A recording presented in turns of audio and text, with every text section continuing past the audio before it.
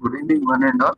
We welcome you all to the international webinar series on holistic health, well-being, and sustainable development. Today, we are commemorating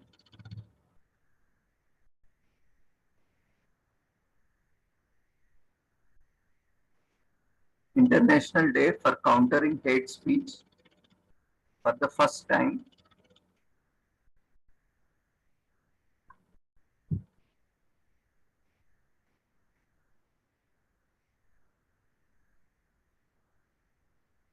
So, before we begin our session, let's take the blessings of Almighty.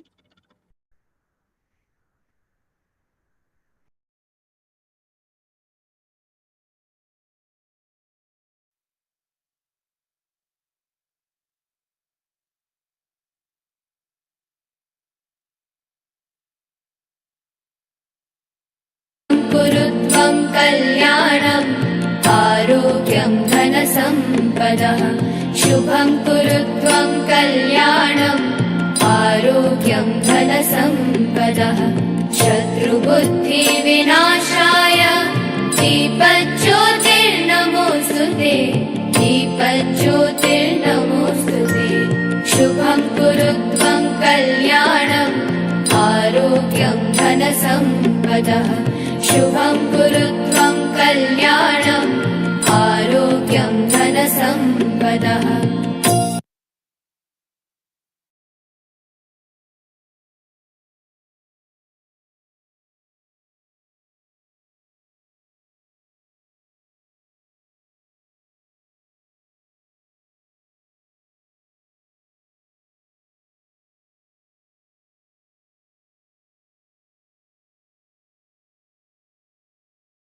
Continue to today's session. Today, on the occasion of International Day for Countering Hate Speech, #No to Hate, marking an important milestone in the fight against the hate speech, the United Nations General Assembly adopted a resolution on promoting interreligious and intercultural dialogue and tolerance in countering hate speech. The resolution proclaims 18th June as International Day for Countering Hate Speech, which will be marked for the first time in 2022. Hate speech incites violence and undermines social cohesion and tolerance. The devastating effect of hatred is sadly nothing new. However, its scale and impact are nowadays amplified by new technologies of communication to the point that hate speech, including online, has become one of the most frequent methods for spreading divisive, rhetoric, and ideologies on a global scale and threatening peace.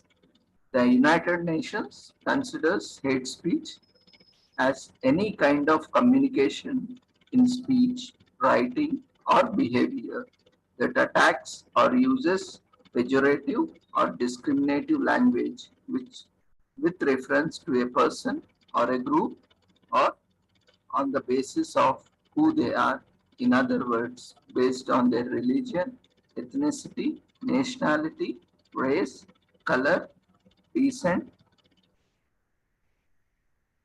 gender, or other identity factor.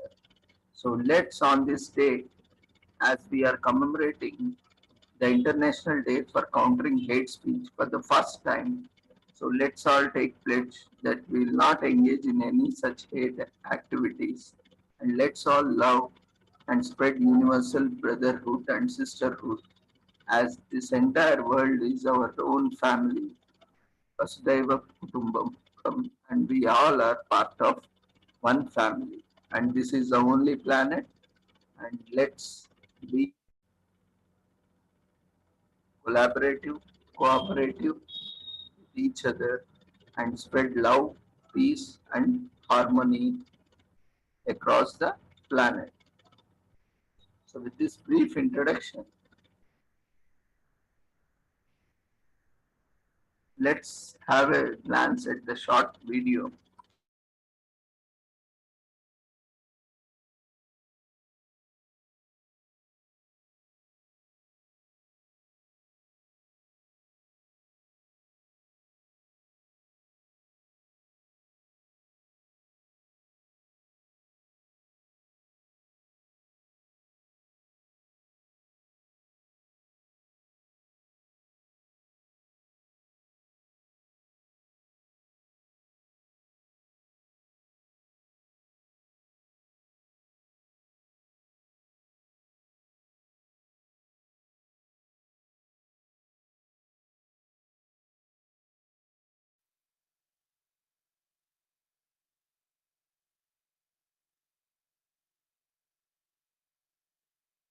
We all know that no child is born with hate. Hate is taught. We must pay attention to hate speech, what it can do, its capacity to completely destroy, its capacity to completely dehumanize.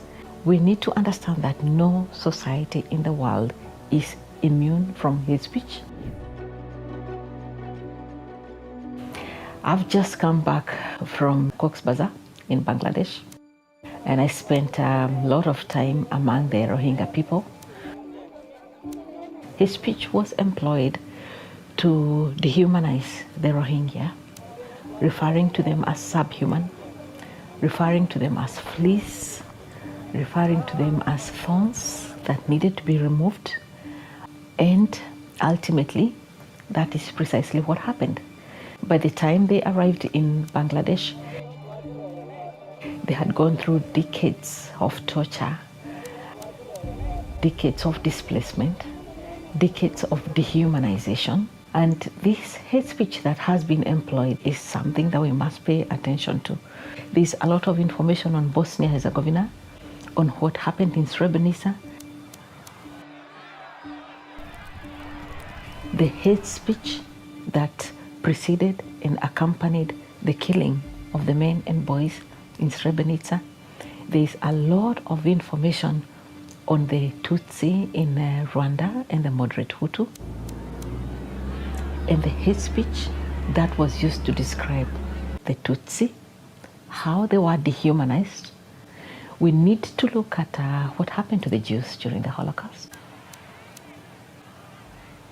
We need to see how much hate speech was employed, to the extent that propaganda really was just spewing out hate speech against the Jews, describing them in ways that were designed to make it possible for the ordinary person on the street to just get out and participate in either killing the Jews or reporting on them or getting rid of them.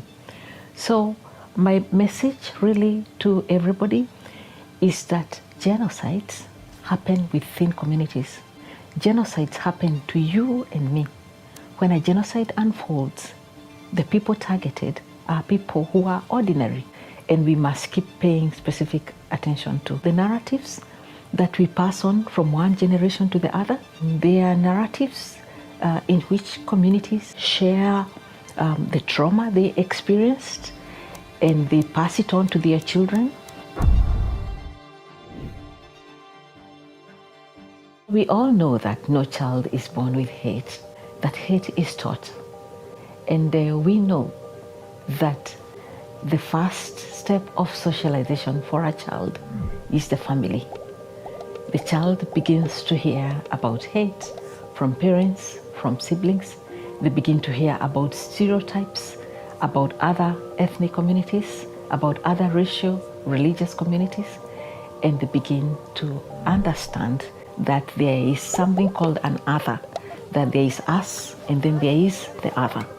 We then move to the schools, and then we keep being socialized, this time by the media, by religious organizations, by political issues that we see happening.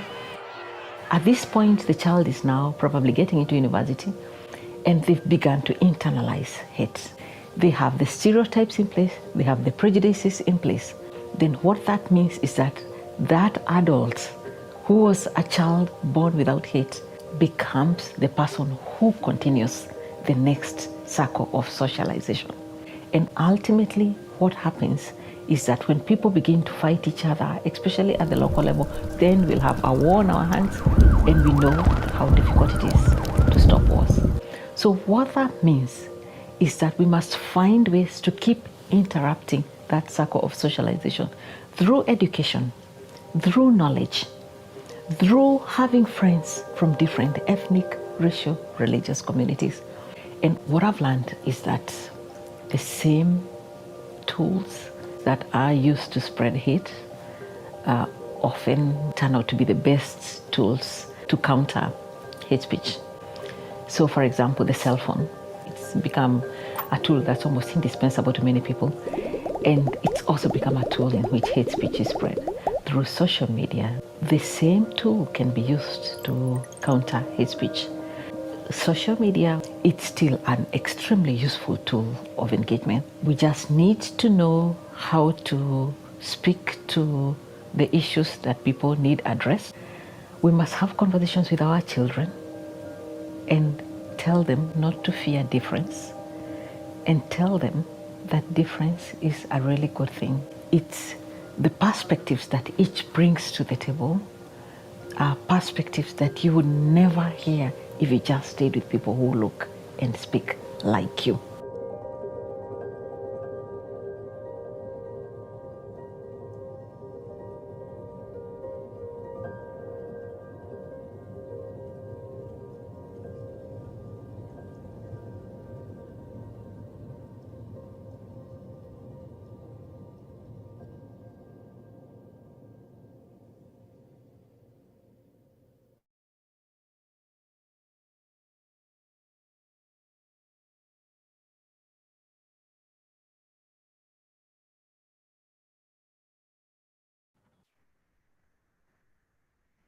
This short intro video, we have seen globally there have been certain conflicts due to various factors that are contributing to hate speech.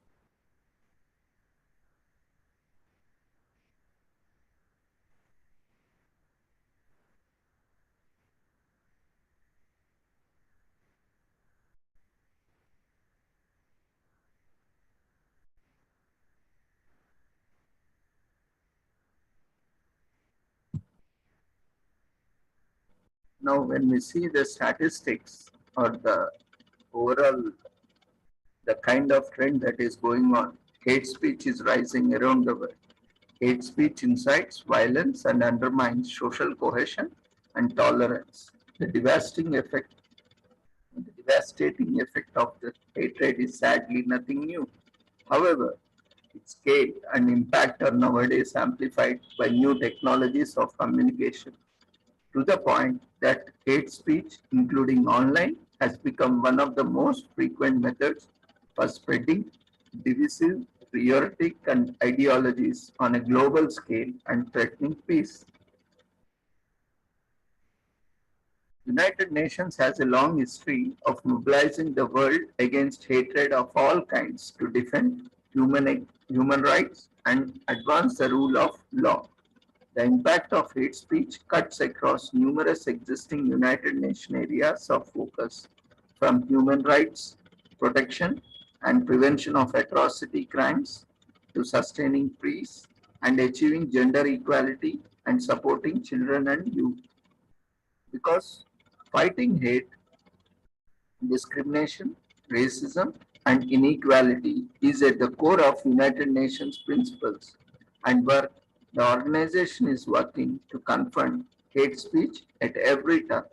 This principle is enshrined in the United Nations Charter, in the International Human Rights Framework, and in global efforts to achieve sustainable development goals.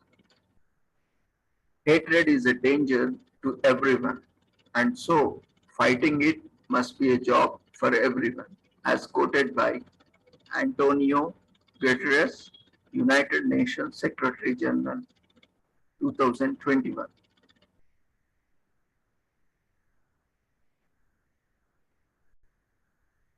So, what is the UN strategy and plan of action on hate speech? Responsive to the alarming trends of growing xenophobia, racism, and intolerance, violent misogyny, anti Semitism, and anti Muslim hatred or anti Hindu hatred or any anti community hatred around the world, UN Secretary General Antonio Guterres launched the United Nations Strategy and Plan of Action on Hate Speech on 18th June 2019, the first UN system-wide initiative designed to tackle hate speech provides an essential framework for how the organization can support and complement states' efforts. The strategy emphasizes the need to counter hate holistically and with full respect for freedom of opinion and expression, while working in collaboration with relevant stakeholders, including civil society organizations, media outlets, tech companies, and social media platforms.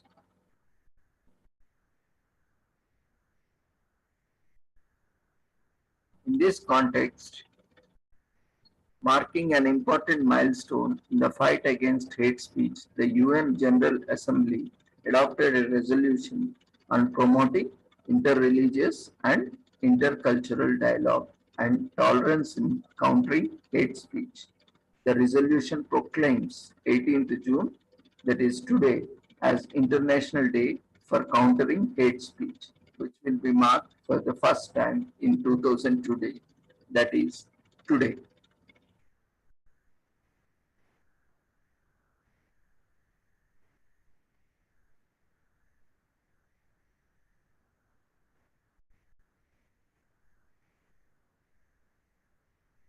Okay, let's look into what is hate speech.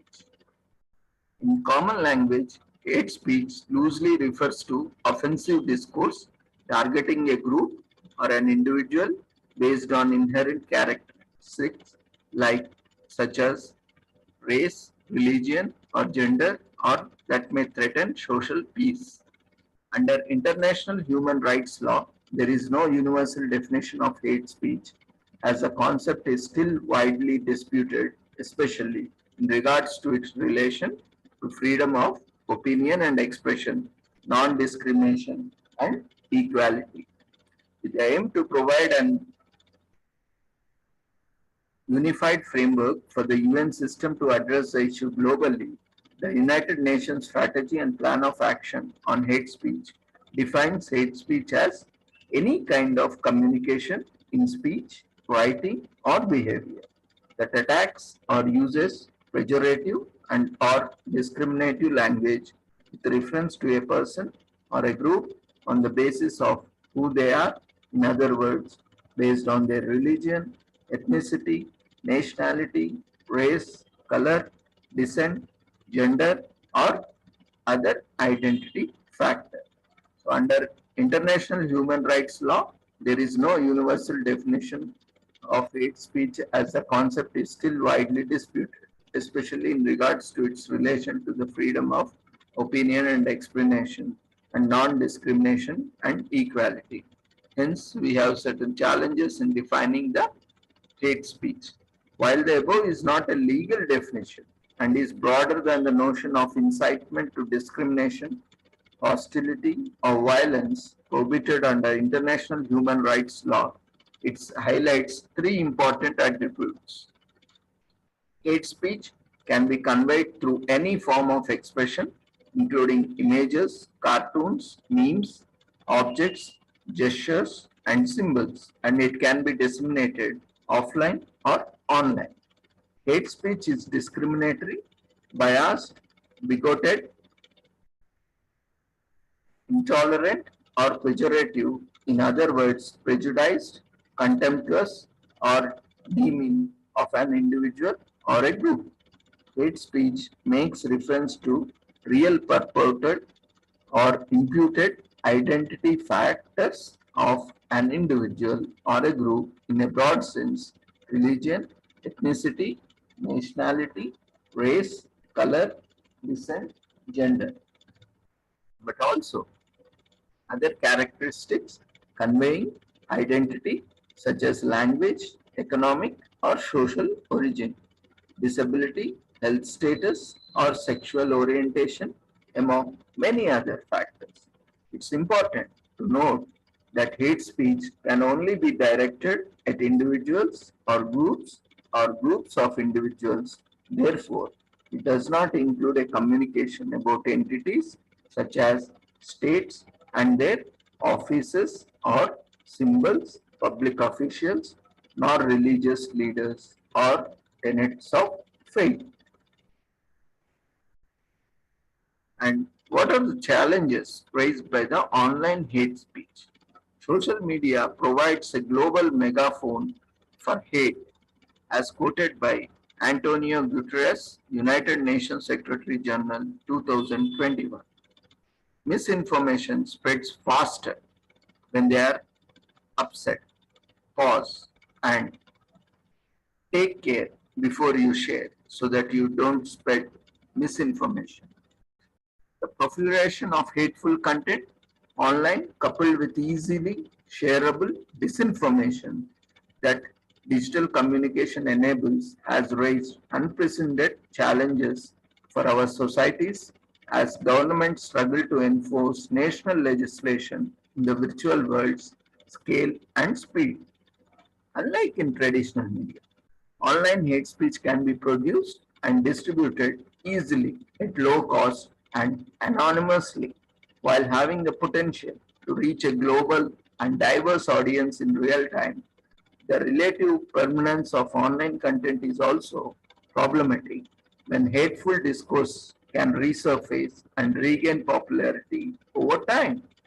In such a context, understanding and monitoring the dynamic of hate speech across the diverse online communities and platforms are key for shaping new responses, but efforts are often stalled given the sheer scale and diversity of the phenomenon, current technological limitations of automated monitoring systems, and the opacity of online companies.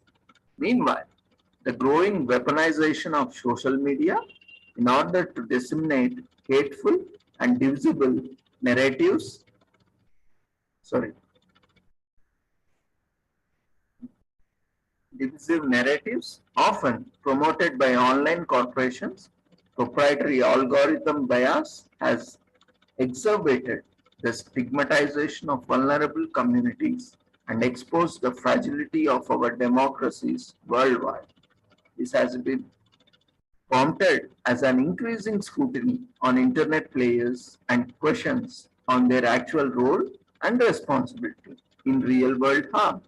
As a result, some states started to hold internet corporations accountable for moderating and removing content that they consider breaking the law, raising concerns about limitation of freedom of speech and censorship in return. Despite these challenges, the United Nations and many others are exploring further ways of countering hate speech through initiatives that promote greater media and information literacy of online users while ensuring the protection of the right to freedom of expression.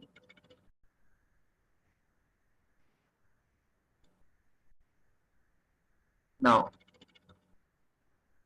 we often talk about freedom of speech and expression.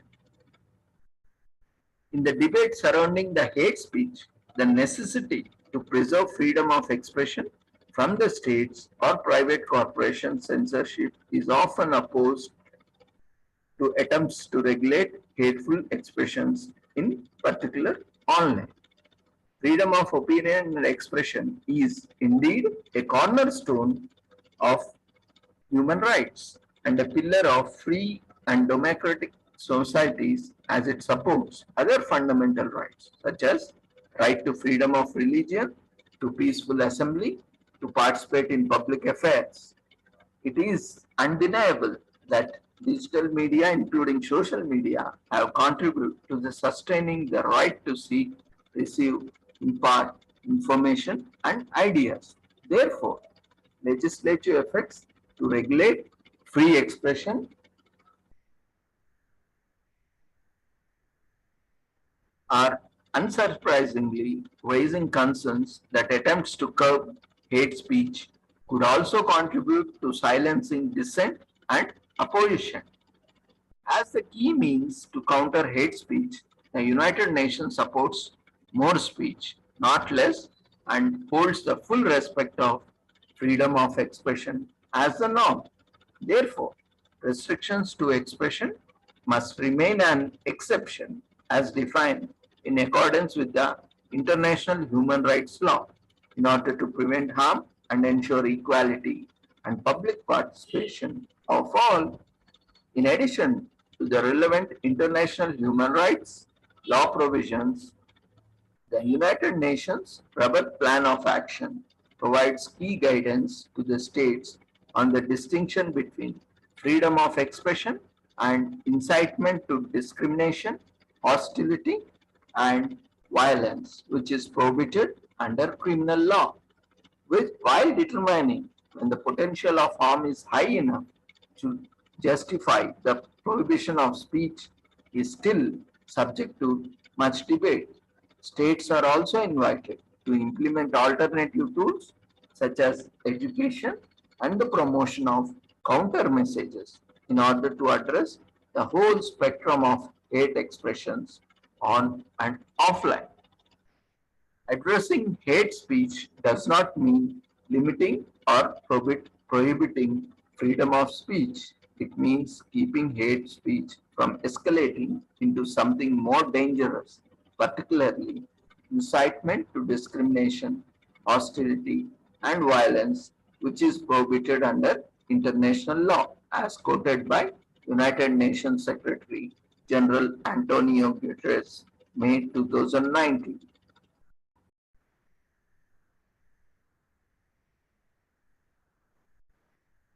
Now, what is the real harm from hate speech? There are historical precedents showing that hate speech can be precursor to atrocity crimes. In recent years, the world has witnessed several cases of mass atrocity. In many of these situations, hate speech has been identified as a common precursor to atrocity crimes, including genocide. While the use of social media and digital platforms to spread hateful, chaotic rhetoric is relatively recent, the weaponization of public discourse for political gain is unfortunately not new. As history continues to show, hate speech coupled with disinformation can lead to stigmatization, discrimination, and ultimately large scale violence. The Holocaust did not start with gas chambers, but with hate speech against a minority. The Cambodian genocide, hateful discourse systematically designed intellectuals, opponents, and city dwellers, ethnic and religious minorities as the enemies of the people. In the 1994 genocide against the Tutsi in Rwanda, decades of hate speech exacerbated ethnic tensions by spreading unfounded rumors and dehumanizing the Tutsi. Many such case studies can be quoted from the history. Over the past 75 years, hate speech has been a precursor to atrocity crimes, including genocide from Rwanda to Bosnia to Cambodia, as quoted by United Nations Secretary General Antonio Guterres, June 2019.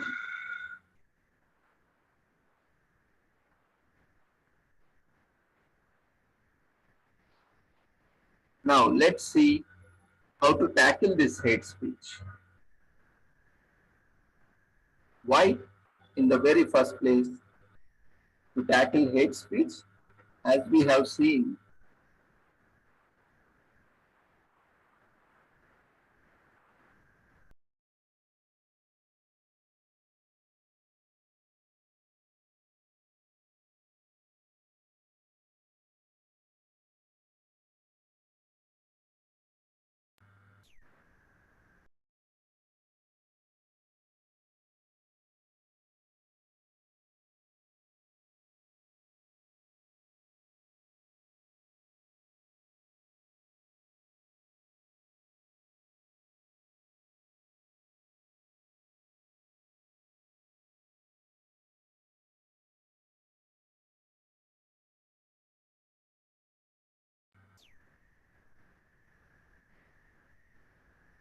as we have seen, the proliferation of the hate speech further exacerbated during COVID-19 pandemic represents an unprecedented challenge for our societies.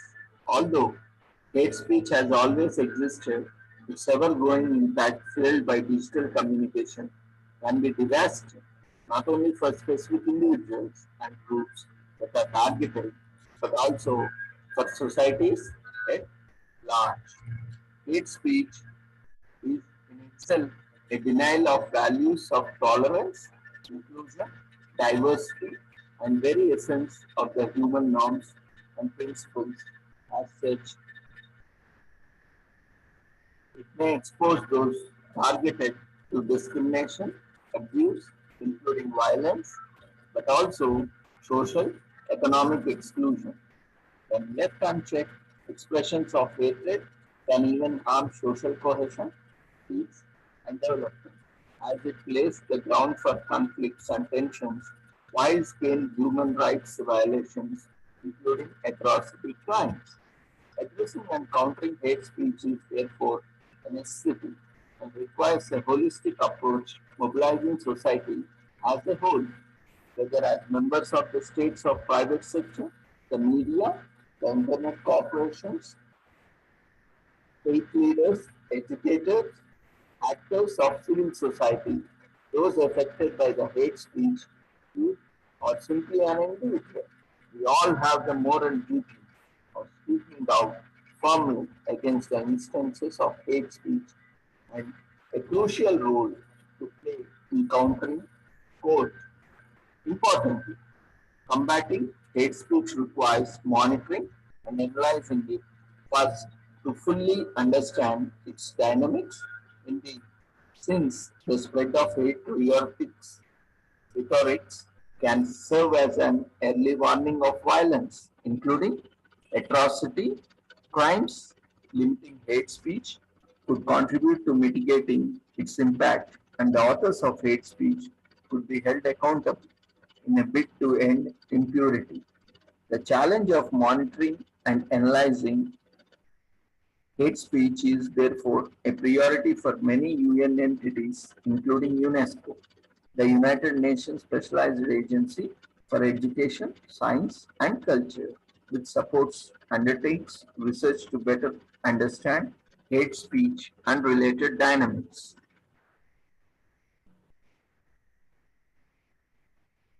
There are various case studies. Will not get into them in detail. And we have seen a pandemic of hate.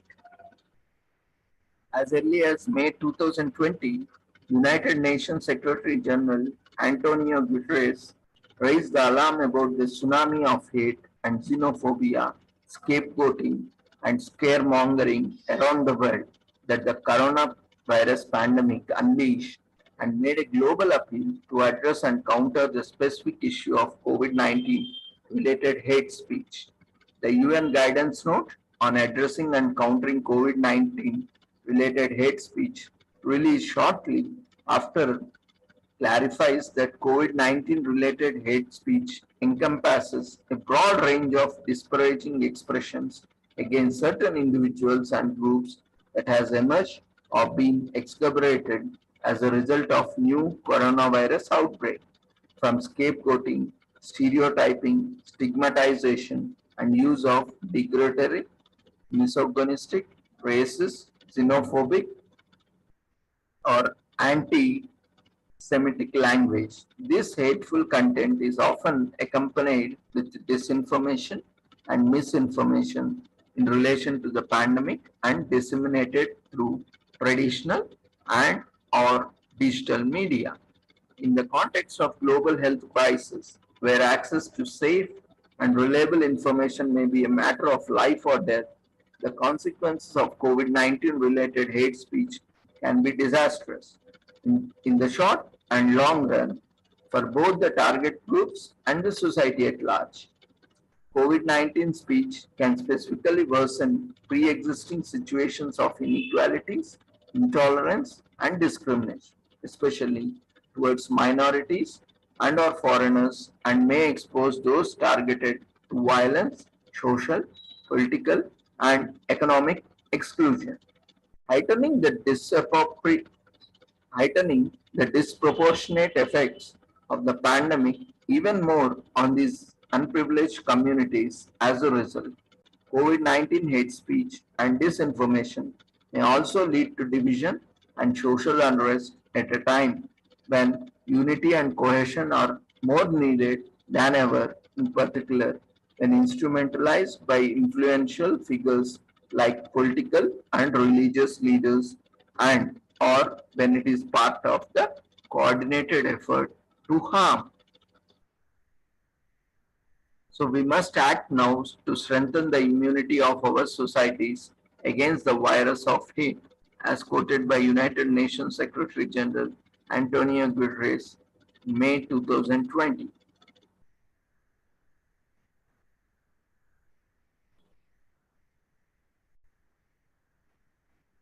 Now, what are the many challenges of tackling hate?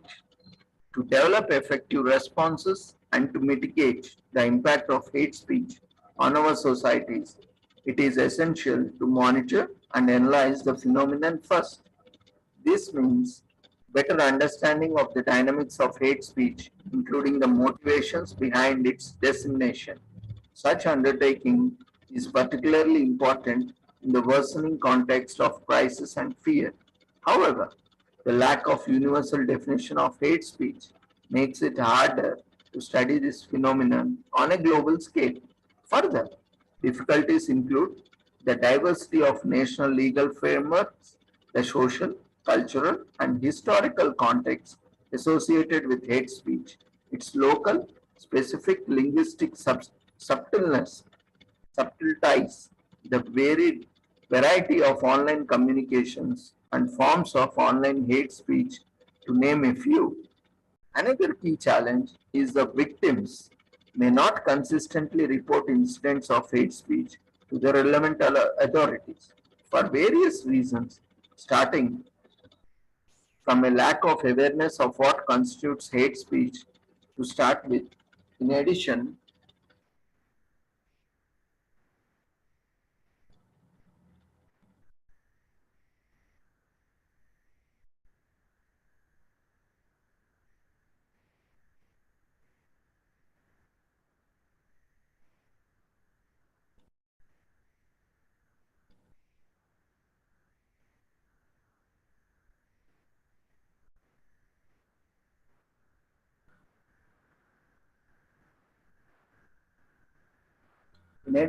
identifying online hate speech for research purpose is also confronted with the opaque nature of proprietary algorithms and lack of access to data held by private companies. In a global digital world, internet companies must be able to counter the spread of online hate speech on their platforms in compliance with the international human rights standards. Even though social media companies have started reporting the amount of flagged and or removed content on their platform, the efficiency of their action is still called into question. Among other issues, the social media companies' reliance on automated detection rather than human intervention based methods to identify and remove hate speech may be prone to errors and could infringe users' freedom of expression.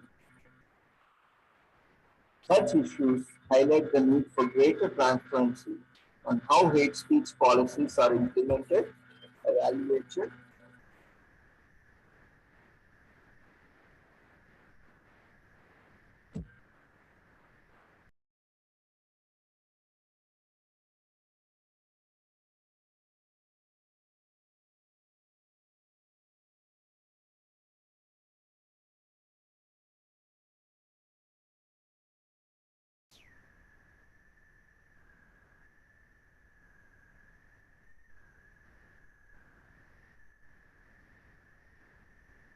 Now, what are the targets of hate? Mostly, the targeted groups are the minority groups. Often we see the majority groups target the minority groups, and often minority groups are made the targets.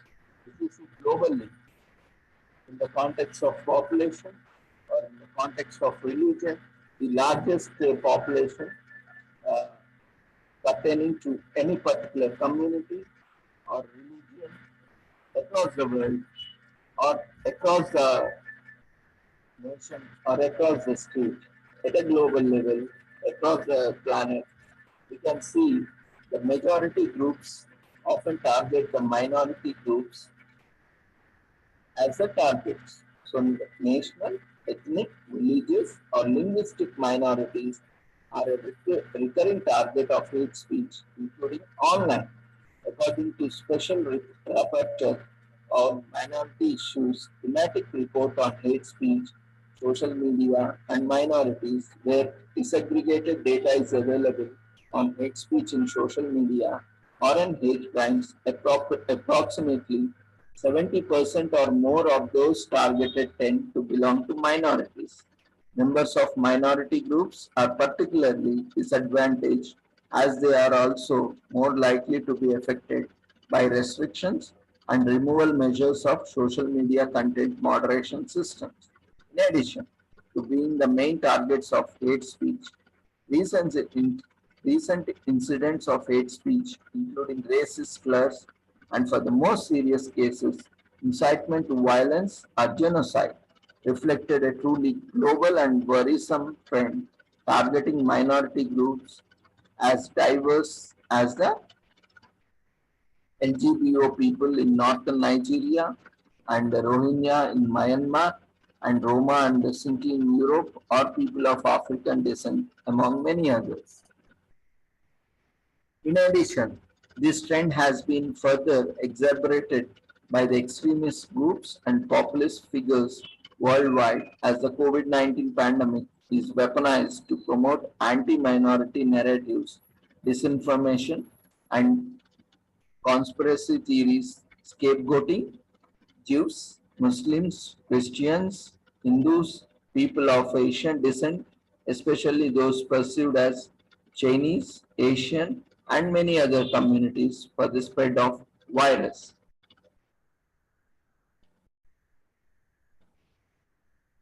And migrants and refugees are another target.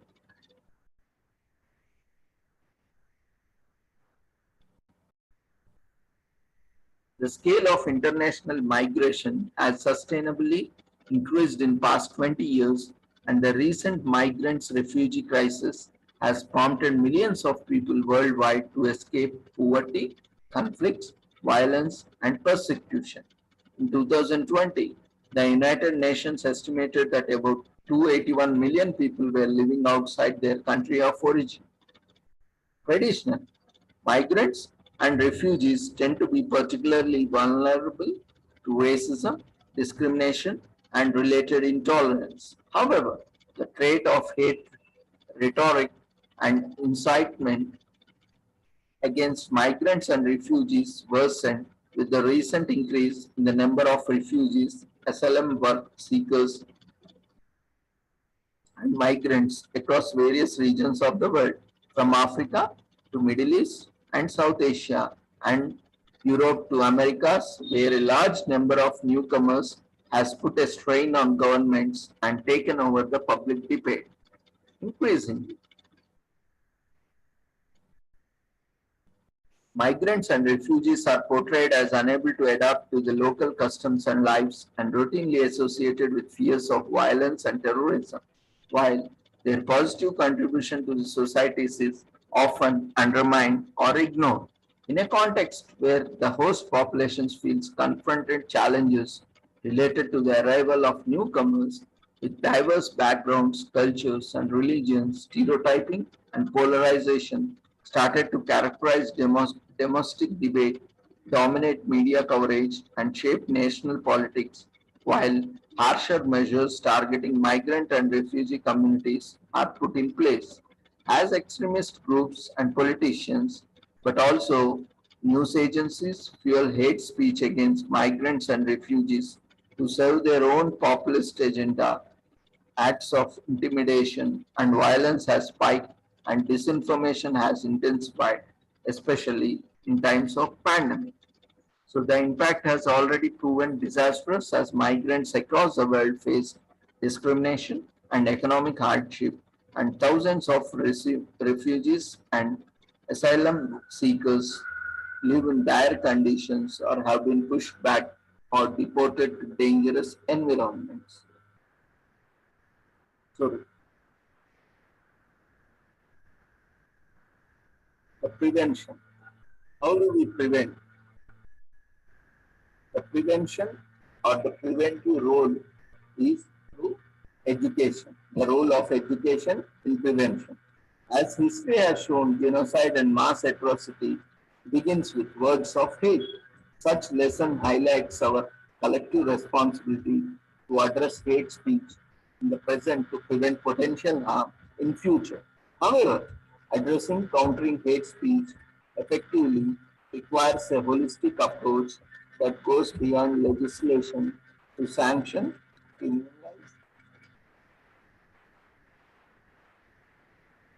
hate speech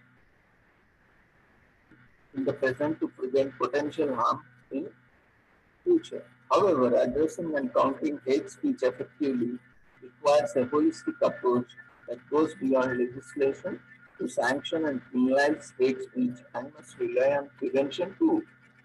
The United Nations Strategy and Plan of Action on Hate Speech places specific emphasis on transformative power of education as a fundamental tool to address the root causes and drivers of hate speech and to promote peaceful, inclusive, just societies for all in line with 2030 Agenda and Sustainable Development Goals.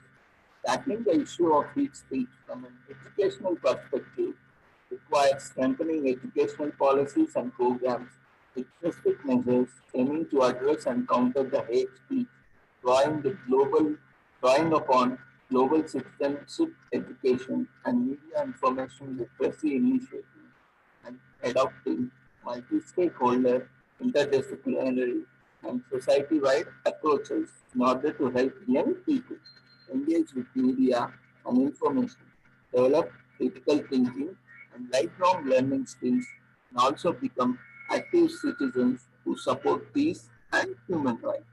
Moreover, as online environments have become echo chambers for hateful rhetoric, the need to strengthen digital literacy as part of global citizenship education has become ever more salient in order to empower audiences critically analyze and counteract the hate speech not only offline but also online.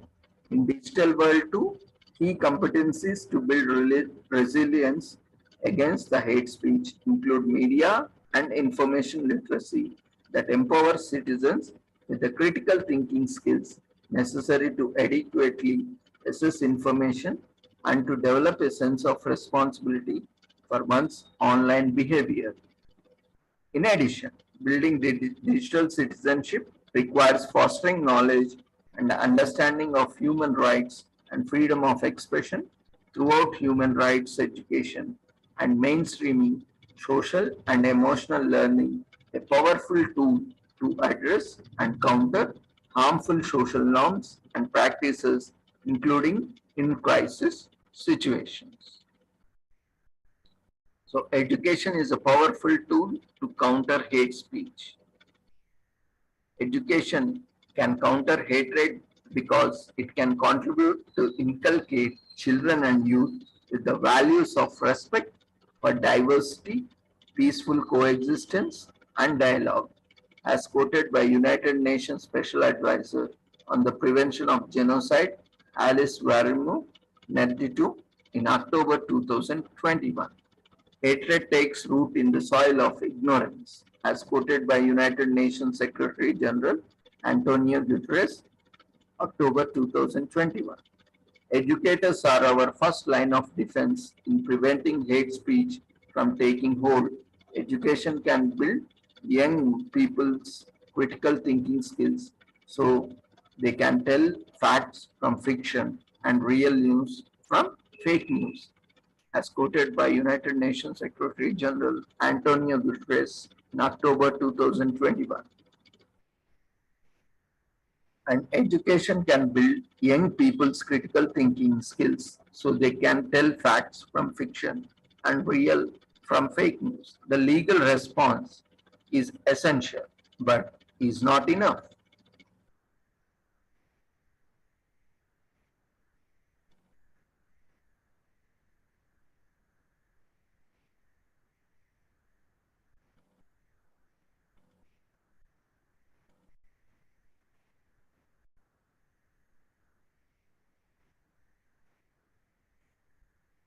So with this understanding, let's put an end to hate speech and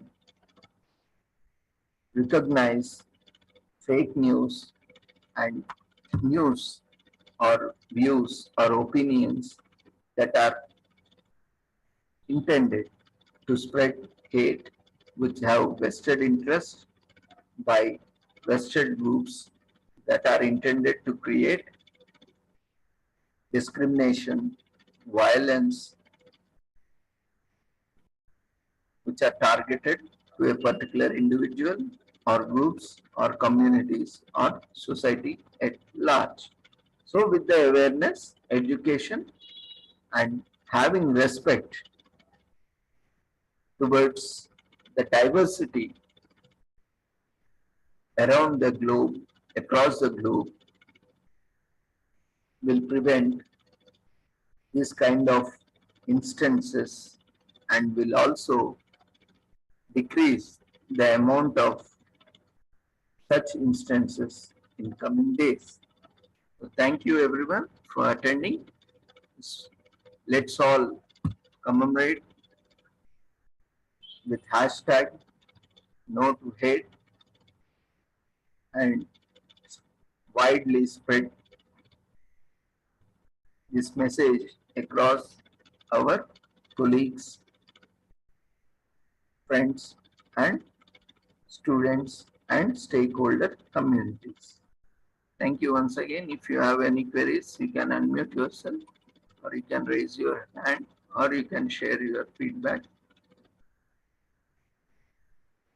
in chat box.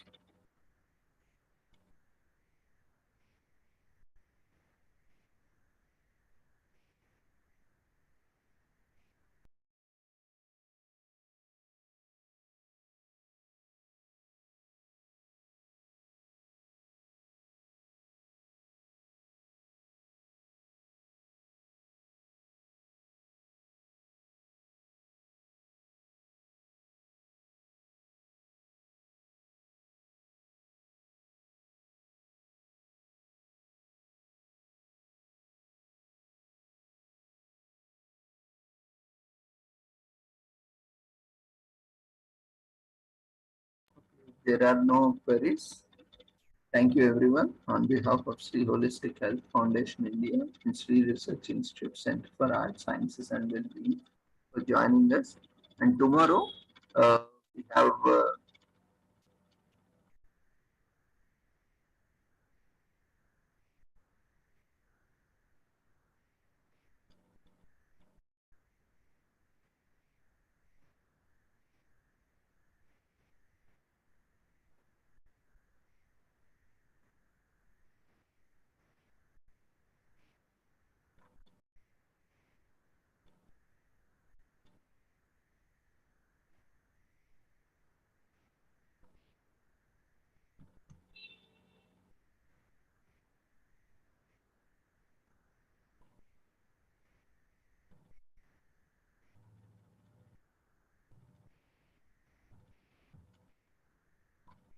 tomorrow we are having international seminar and webinar starting at 11 a.m. in the morning.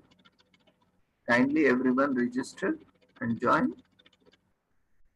and also spread the registration message across your circles. For registration link, you can join our Facebook group or Telegram channel.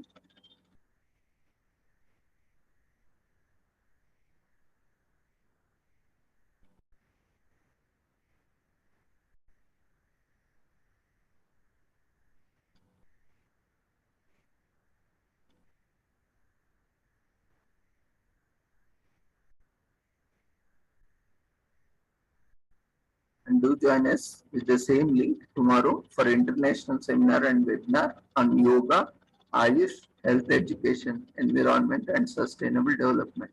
We have wonderful speakers lined up to discuss on yoga and various issues related to health, education, environment, and sustainable development. So Dear participants, quickly fill up the feedback form. The link has been shared in the chat box.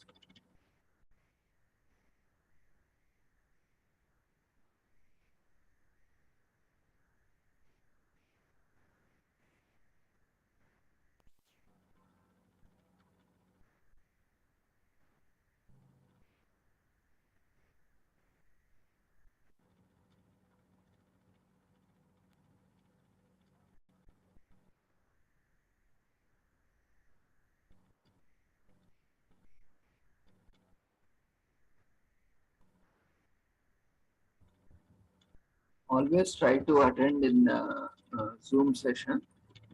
YouTube is there for later or whenever the Zoom sessions are full, you can have and join the YouTube sessions, but always try to attend in Zoom whenever there is an opportunity that will provide you an interaction if you have some queries. Feedback form link has been shared in the chat box. Quickly fill up the feedback form.